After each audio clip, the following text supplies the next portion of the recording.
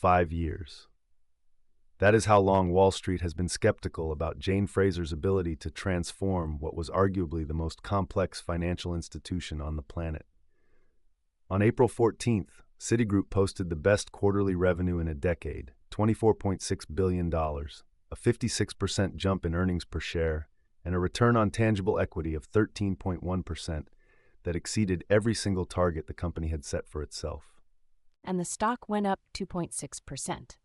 The market believes it for now. The real question is whether Q1 2026 was the start of a sustained transformation, or whether it was the kind of exceptional quarter that flatters a turnaround story before the fundamentals reassert themselves. We are covering Citigroup, ticker C, Q1 2026 earnings. I'm Hudson Thomas. And I'm Lana Chen. This is Charged Alpha, the S&P 500 stock encyclopedia. Let's get into it. Citigroup is one of the largest financial institutions on Earth. Market cap approaching $232 billion, with operations in approximately 160 countries and jurisdictions. Founded in 1812, headquartered in New York, and operating through 5 segments: services, markets, banking, wealth, and U.S. personal banking. The company employs about 229,000 people worldwide. The key to understanding Citigroup is the services segment. Treasury and trade solutions, helping multinational companies manage cash flows across borders, custody assets, and process transactions globally. That segment generates recurring fee income that no purely domestic bank can replicate. Add a capital markets operation in markets, investment banking in banking, a global wealth franchise, and U.S.-branded credit cards, and you have an institution of enormous complexity, which is precisely the problem the last 5 years have been spent solving. The founding story is remarkable. Citi is one of the oldest continuously operating financial institutions in America. But the modern chapter that matters for investors started in October 2022 when Jane Fraser announced what she called the transformation, a wholesale reorganization of the bank into 5 clean segments, elimination of 14 layers of geography-based management, and exit from consumer banking businesses in 14 countries. The why now story is compelling. After 5 years of transformation work, the bank is 90% of the way through its programs. The Q1 2026 results, best revenue decade, ROTC above its own target, suggest the operating leverage is finally materializing. And yet the stock still trades at 1.09 times book value. JP Morgan trades at 2.45 times book. That gap is either an opportunity or a reflection of legitimate remaining risk. The moat is the global network. 160 countries means Citigroup can be a single relationship for a multinational corporation's global treasury needs, moving payroll, managing FX, processing trade finance, in a way that no competitor can fully replicate. That network took over a century to build and cannot be replicated quickly. Jane Fraser became CEO of Citigroup in February 2021, making her the first woman to lead a major U.S. bank. That is not a trivial distinction. The banking industry's leadership had been exclusively male at the top tier for decades. She came from McKinsey, joined Citi in 2004, and spent 17 years running Latin America, mortgage banking, and the consumer division before taking the top job. The street's read on Fraser has evolved dramatically. Early in the transformation, the skeptics were loud. The restructuring was expensive, the consent orders were embarrassing, and Citi's stock went nowhere while JP Morgan kept compounding. But by Q1 2026, the narrative has shifted. She set specific measurable targets: ROT of 10 to 11%, efficiency ratio in the high 50s, 90% transformation completion. She hit them. That kind of execution builds credibility. Her Q1 commentary was confident but not reckless. She called the result, quote, an exceptionally strong start to 2026, but immediately added that one great first quarter does not a full year make. She's managing expectations carefully, which is exactly what you want from a CEO who still has a transformation to complete. And Mike Mayo at Wells Fargo, probably the most demanding bank analyst on the street, raised his price target to $160 after Q1. When Mike Mayo gets constructive on a bank turnaround, it is worth paying attention to. Let me walk through the financials. Starting with valuation. Citigroup trades around $132 per share. market cap approximately $232 billion. The trailing PE is 14.4 times. On current earnings run rate, that is actually reasonable for a bank of this quality. But the more relevant number is price to book. Citigroup trades at 1.09 times book value, just above par.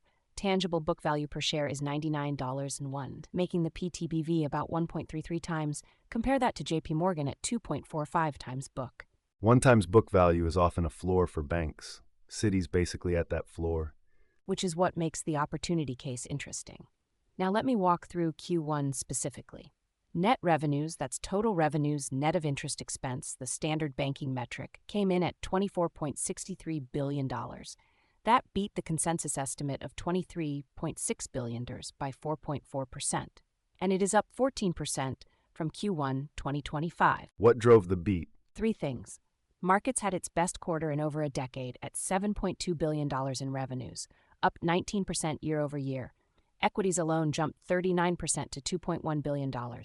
Fixed income was up 13% to $5.2 billion. Services, the Treasury and Trade franchise, delivered $6.1 billion, up 17%. And banking, which includes investment banking, was up 15% with equity underwriting surging 64% and advisory fees up 19%. So all 5 segments grew double digits? Effectively, yes. On the bottom line, EPS was $3.06, beating the 2065 estimate by 41 cents, a 15.5% beat. Net income was $5 billion, up 42.9% from Q1 2025. ROTCE, return on tangible common equity, was 13.1%, above the bank's own 10 to 11% annual target. The efficiency ratio improved to 58.1%, down from the mid-60s just 2 years ago. And provisioning for credit losses was just $400 million, remarkably low for a bank of this size, driven partly by U.S. cards performing better than expected. That is a very clean set of numbers. The balance sheet is in good shape. CET1 capital ratio at 12.7%, 110 basis points above the regulatory requirement, giving management flexibility for buybacks and dividend growth. Total assets at $2.8 trillion. Tangible book value of $99 per share, growing at roughly 7% annually. And in Q1, the bank returned $6.3 billion to shareholders through buybacks, nearly 3% of market cap in a single quarter. What about credit quality? Net credit losses of $371 million in Q1, primarily from Mexico loan portfolio. U.S. Card's NCL rate is declining year over year, which is a meaningful positive given what many expected in a higher rate environment. The guidance for the full year on U.S. Card's NCL rate is 4.0 to 4.5%, manageable. Overall, Citigroup's financial health is strong, ROTCE above target, capital ratios comfortable, and the transformation expense drag finally receding. 17 analysts cover Citigroup. The consensus is strong buy, 15 buys, 2 holds, 0 sells. The average price target is around $132, but that is a rear-view number. Multiple firms are raising targets post-earnings. Wells Fargo's Mike Mayo bumped his to $160. Goldman Sachs and JP Morgan also raised targets. The target range is wide, from $115 on the low end to $160 on the high end. The dispersion reflects genuine uncertainty about whether the ROTCE improvement is structural or cyclical. The bear camp, the 2 holds, is essentially asking the question, can Citi sustain 10% ROTCE through a full credit cycle with a normalized markets environment? That is a legitimate question. How did the stock trade on April 14th? Up 2.6% on the day, closing around $129.58. That is actually a muted reaction for a beat of this magnitude. EPS came in 15.5% above estimates. The relatively modest move suggests the market had already started repricing the transformation story in the weeks before.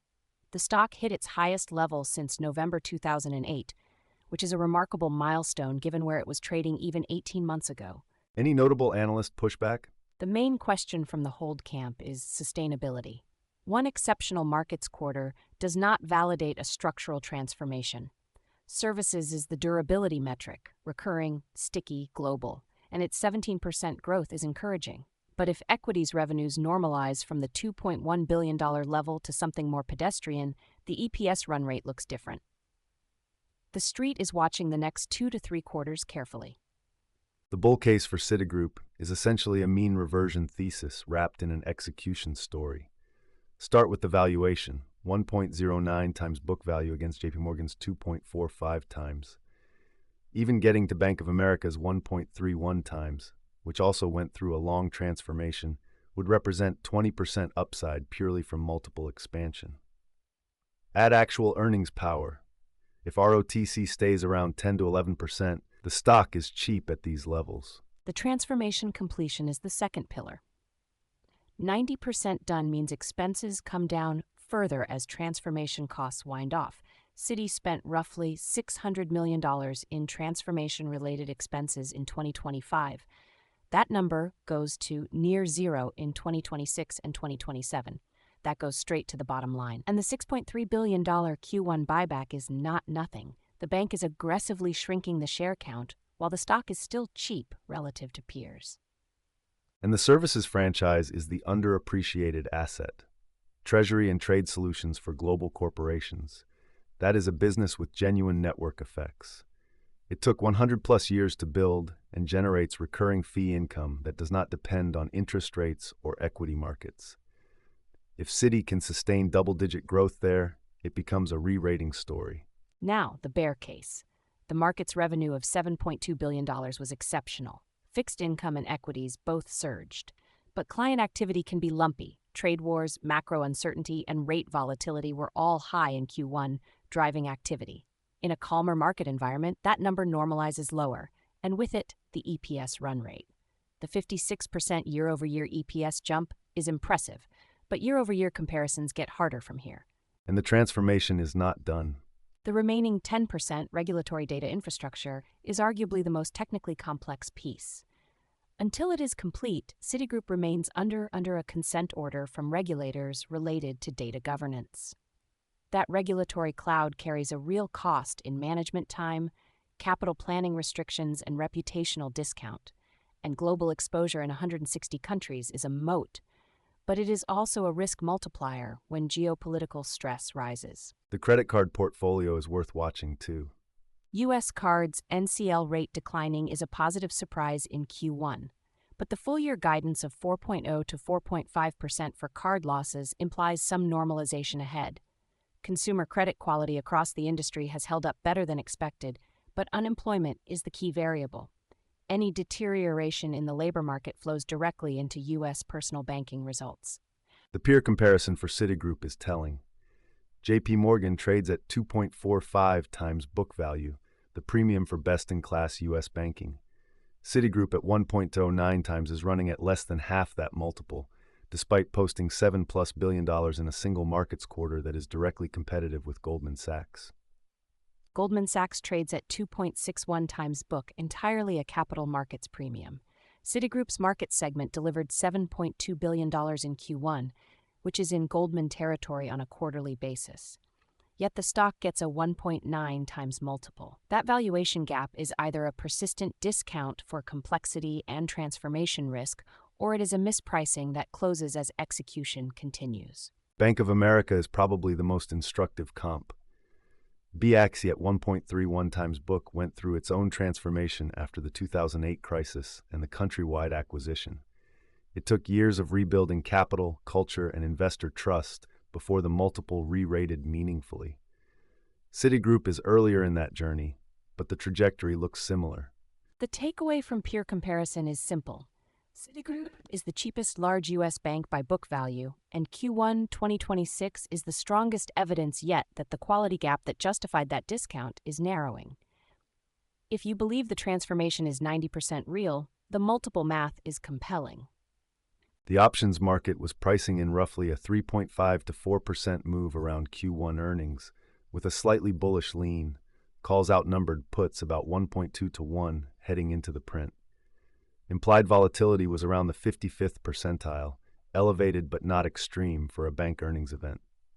The actual move of 2.6% was inside the implied range, which means premium sellers were rewarded and buyers of vol were disappointed, a common outcome when stocks move less dramatically than their options were pricing. The $130 to $140 call strikes were the most active, and they essentially marked the post-earnings range accurately.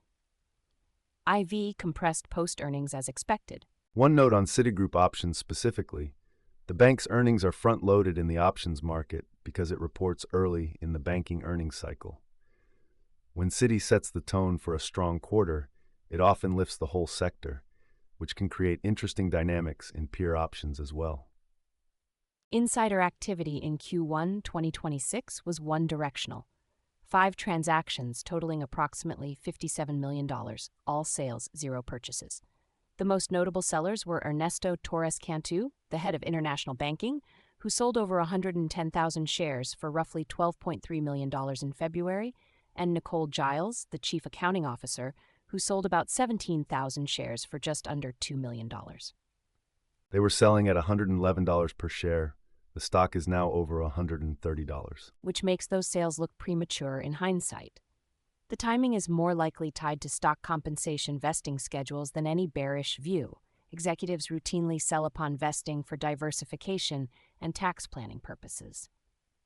The absence of any insider buying at those $111 levels, however, is a data point worth noting. Insiders were not reaching into their own pockets at what turned out to be a relatively cheap entry point. 3 things to watch closely for Citigroup from here. First, ROT sustainability. A 13.1% quarter is exceptional. The question is whether 10 to 11% is achievable through a full credit cycle with normalized markets revenues and any credit normalization in the U.S. cards portfolio. Each quarterly print will be scored on this. Second is transformation completion. The final 10% of the program's regulatory data infrastructure is the piece that lifts the regulatory consent order. That moment when it comes is the signal that the transformation is truly behind them. Watch for specific milestones in Q2 and Q3 commentary. Third is the macro environment. Citigroup's global footprint makes it uniquely sensitive to geopolitical stress, trade disruption, and emerging market currency volatility. With uncertainty elevated around trade policy, the bank's 160-country presence is a competitive strength in normal times and a risk concentration in stress scenarios. The $22 billion in loan loss reserves provides buffer, but any EM deterioration bears watching. And credit normalization is the fourth variable. The $400 million provisioning in Q1 is historically low. Full-year NCL guidance implies higher credit costs ahead. If the U.S. consumer weakens faster than expected, the guidance assumes look optimistic. Citigroup delivered a defining quarter, best revenue in a decade, ROTC above target, 90% transformation complete, and a $6.3 billion buyback all in a single quarter. The stock is still at 1.9 times book value, the cheapest large U.S. bank by a wide margin. The bull case is a re-rating as execution credibility accumulates. The risks are real.